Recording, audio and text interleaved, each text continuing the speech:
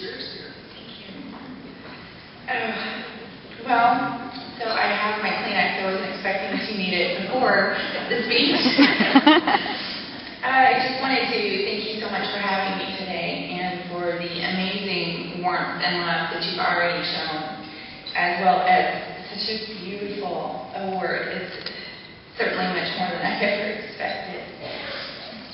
And I'm just not sure that there are words enough to capture how important this is to me. Words have always been my friends, my allies when I need the perfect adjective or description to capture my thoughts, my reprieve when I felt lost or hopeless, and my escape when I needed a release.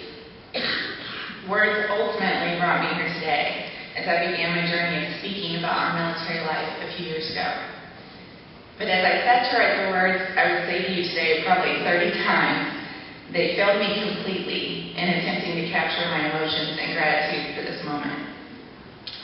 I wrote several phrases and descriptions and definitions over my tongue, but no words used adequately captured my intent.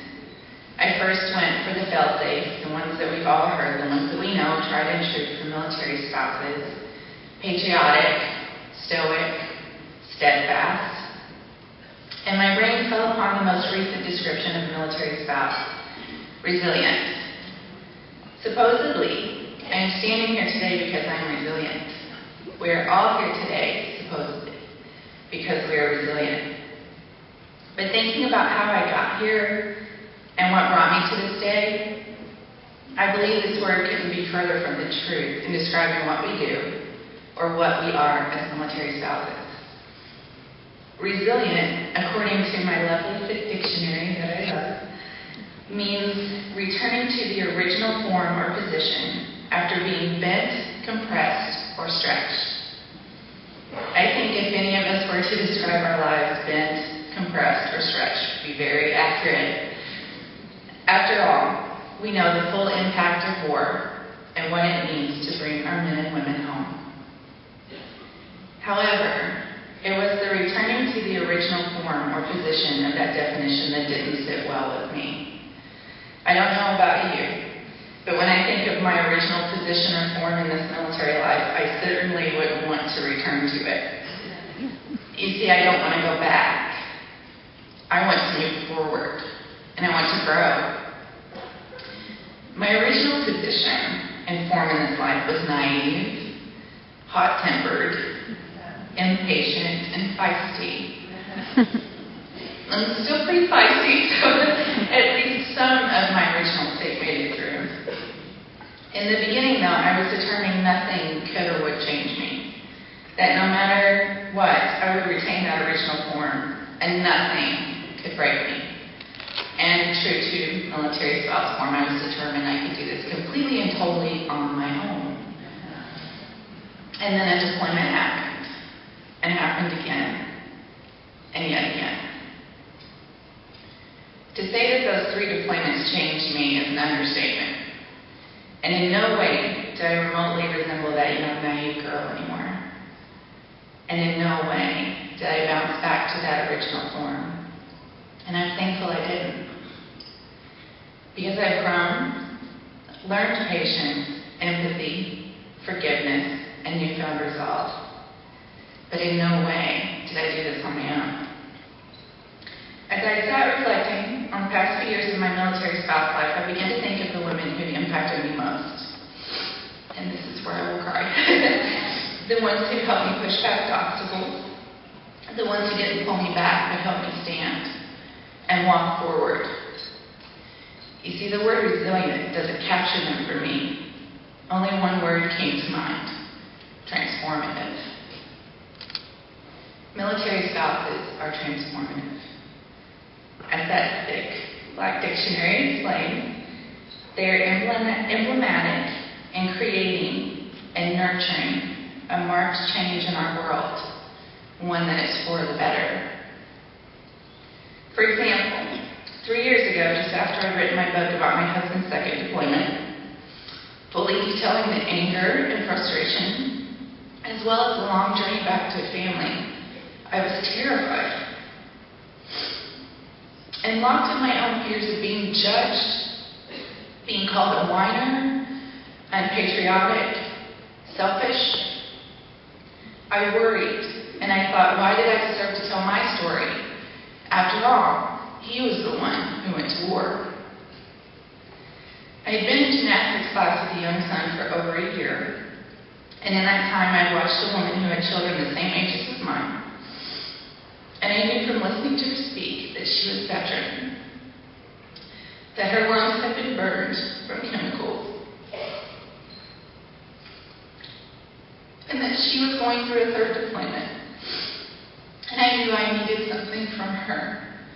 I knew I had to speak to her, unsure of the words that were going to escape from my mouth.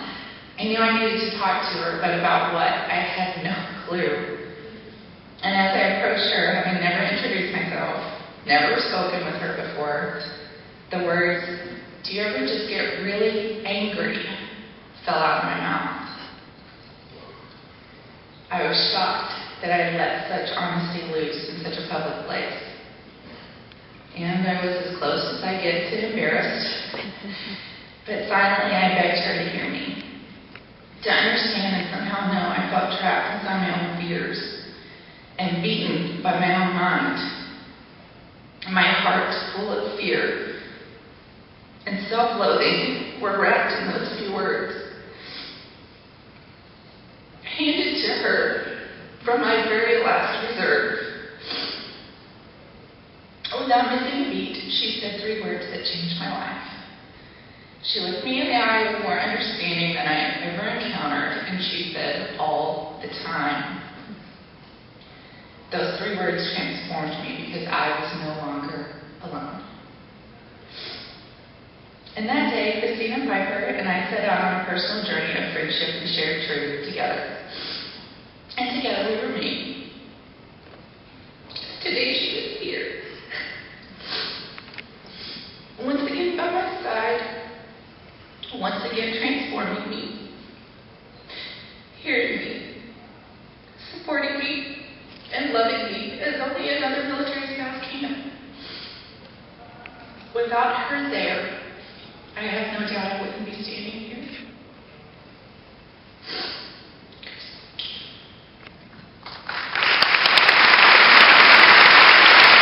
I'm proud to say her voice continues to thrive and grow.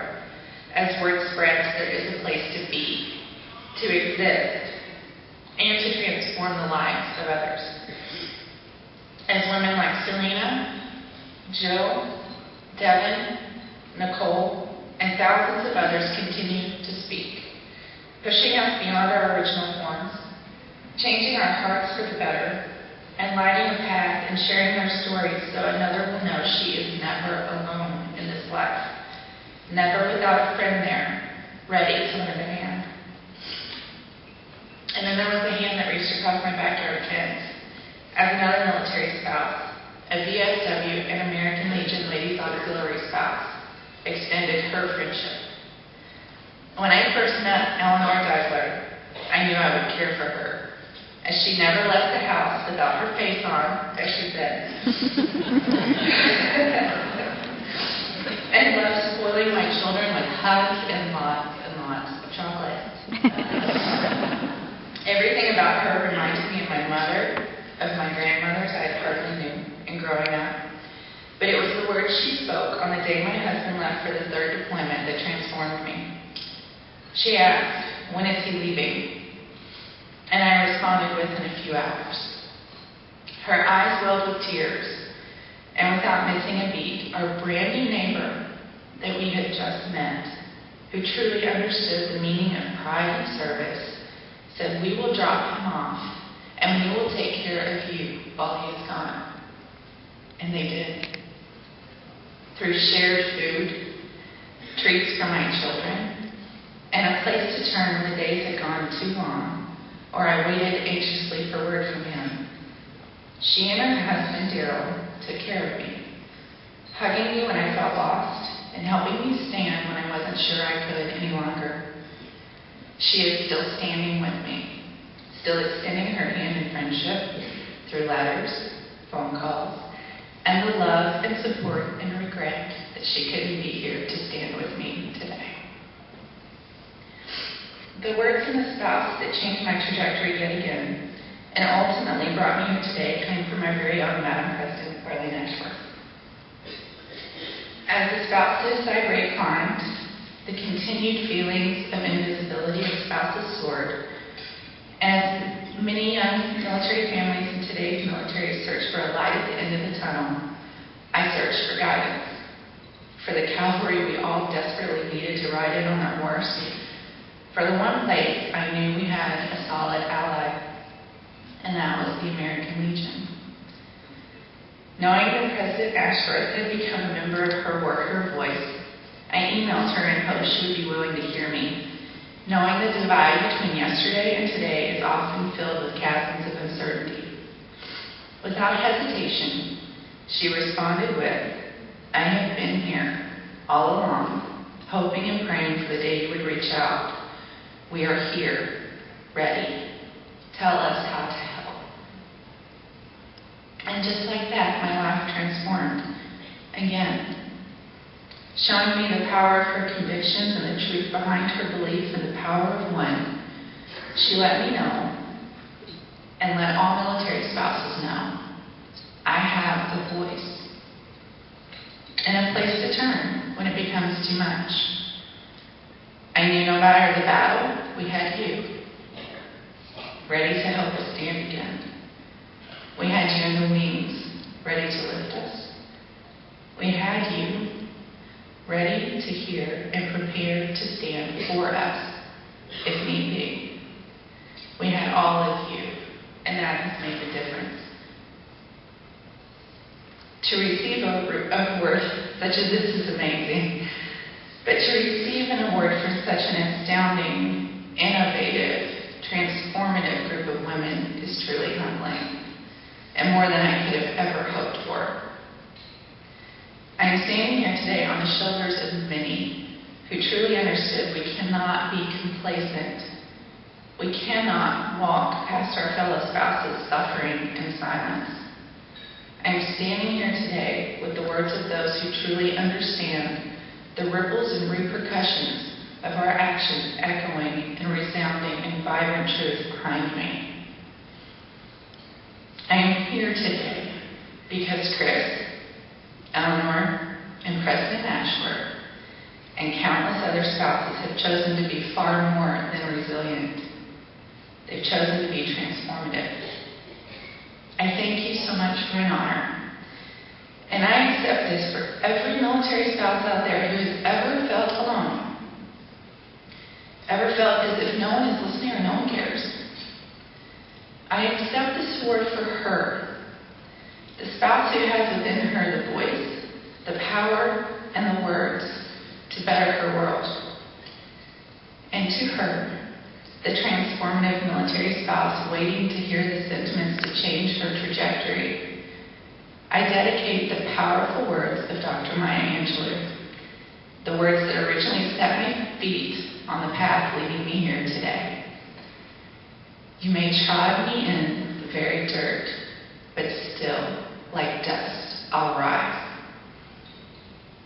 Thank you for hearing me. Thank you for believing in me. And thank you always and forever for your words, your willingness to rise, and your ability to transform our world.